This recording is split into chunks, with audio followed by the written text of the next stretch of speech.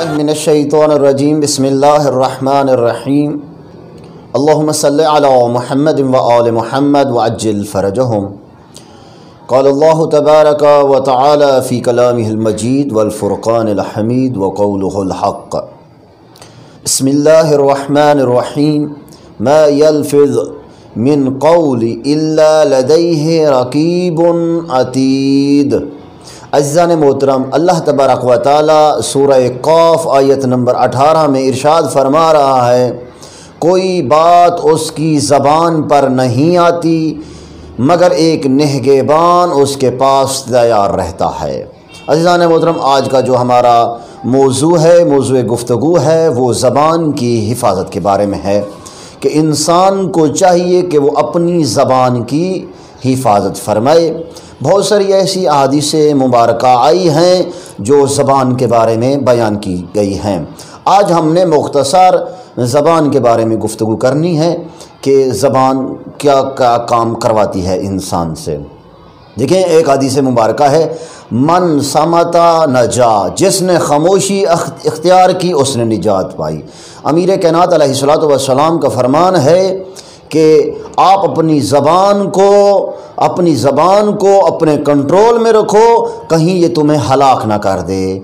और ज़बान के बारे में ये भी आया हुआ है कि ये एक वहशी दरिंदा है, अगर इसे छोड़ दिया जाए तो ये काफ़ी सारे नुकसानात करती है। ज़ाहिर सी बात है, यही ज़बान है या आपको मकाम बाला पर लेके जाती है, या ये आपको तंज़ली की तरफ लेके जाती है, या तो ये सुलह करवा देती है या ये नफ़रतें फैलवा देती है।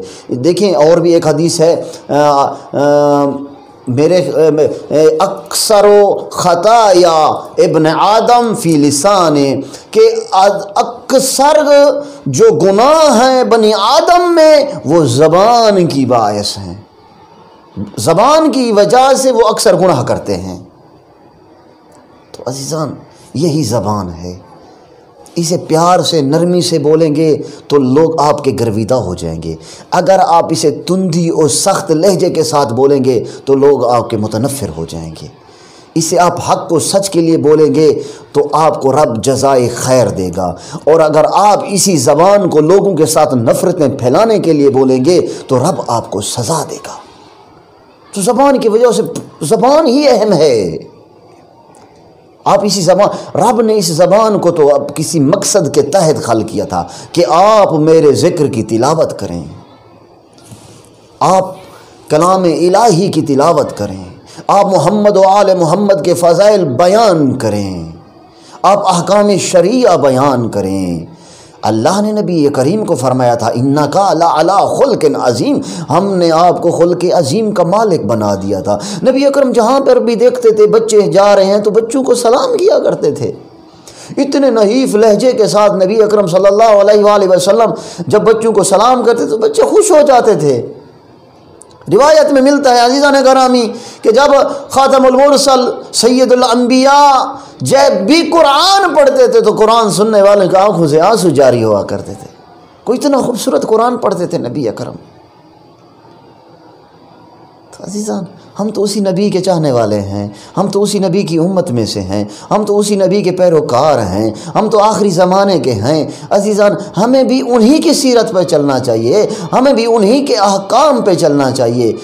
तो हमें अपनी ज़बान की हिफाजत करनी चाहिए। और भी बहुत सारी ऐसी रिवायात व हदीस मिलती हैं कि देखो, अपनी ज़बान को रोके रखो। एक असूल काफ़ी कि में भी ये रिवायत आई हुई है कि अपनी ज़बान को रोके रखो, क्योंकि ज़बान को रोके रखना भी एक सदका है। अमसिक लिसानक फ़इन्नहा सदक़तुन तसद्दक़ बिहा, ये अला नफ्सिका सुम्मा क़ाल वला यअरिफ़ अब्दुन हक़ीक़तल ईमान हत्ता यख़ुज़ुन मिन लिसानिही। ये असूल काफ़ी की एक रिवाया मुबारका है। अपनी ज़बान को रोको। आपका अपनी ज़बान को रोकना भी एक सदका है जो तुमको अपनी तरफ से, जो आप अपनी तरफ से देते हो। यानी अगर आपको कोई आके तंग कर रहा है, अजियत कर रहा है, आप खामोशी इख्तियार कर जाओ। अज़ीज़ मोहतरम, बहुत बड़ा एक वाक़या है इमाम ज़ैनुल आबिदीन अलैहिस्सलातु वस्सलाम का کسی نے آ کے امام زین العابدین علیہ السلام کو آ کے برا بھلا کہا اور کچھ کافی دیر وہ کہتا رہا اور کہنے کے بعد چلا گیا، امام خاموش رہے۔ وہ جب چلا گیا تو امام نے اپنے یار کو، اپنے صحابی کو بولا کہ آؤ ہم اس کے گھر چلتے ہیں۔ تو صحابی نے بولا میں مولا ابھی تو وہ آپ سے لڑ جھگڑ کے گیا ہے۔ تو امام نے فرمایا آؤ چلتے ہیں۔ جب امام علیہ السلام اس کے گھر پہ پہنچے، دق الباب دیا، جب وہ باہر نکلا تو ڈر گیا، کہتا کہ شاید امام مجھ سے بدلہ لینے کے لیے آئے ہیں۔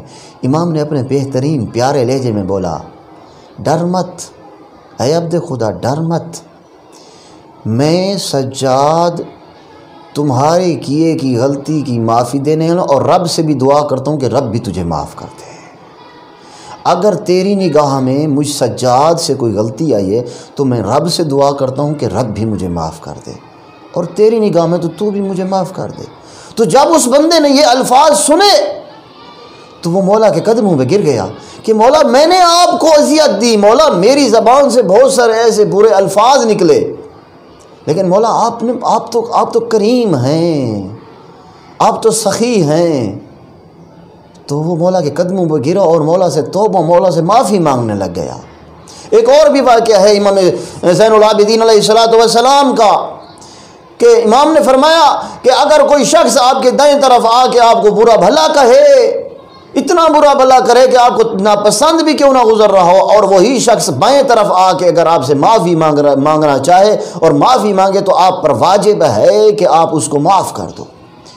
دیکھیں اسی ٹائم غصہ دلا رہا ہے، اسی ٹائم نفرت دلا رہا ہے، لیکن آج کا نوجوان تھوڑی سی بات ہوتی ہے تو وہ آگ کے شعلے کی طرح بھڑک جاتا ہے۔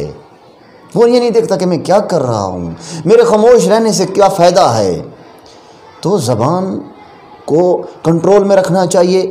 یہ زبان ہے جو گھروں کو اجاڑ دیتی ہے، یہی زبان ہے جو گھروں کو آباد کر دیتی ہے، یہی زبان ہے جو لوگوں کی عزتوں کو یا پامال کر دیتی ہے، یہی زبان ہے جو لوگوں کی عزتوں کا لاج رکھتی ہے، یہی زبان ہے لوگوں کی جانوں کی حفاظت کرتی ہے، اور یہی زبان ہے جو لوگوں کی جانیں لے لیتی ہے، اور یہی زبان ہے جو کلام الہی آپ کو پڑھاتی ہے، اور یہی زبان ہے جو شر شیطان پہ آپ کو لے کے جاتی ہے۔ تو زبان کے فائدے بھی ہیں، نقصان بھی ہیں۔ آپ ذرا غور سے تنہائی میں بیٹھ کر سوچا کریں میں نے زبان سے کون سے فائدے لینے ہیں اور کون سے نقصان مجھے زبان دے سکتی ہے۔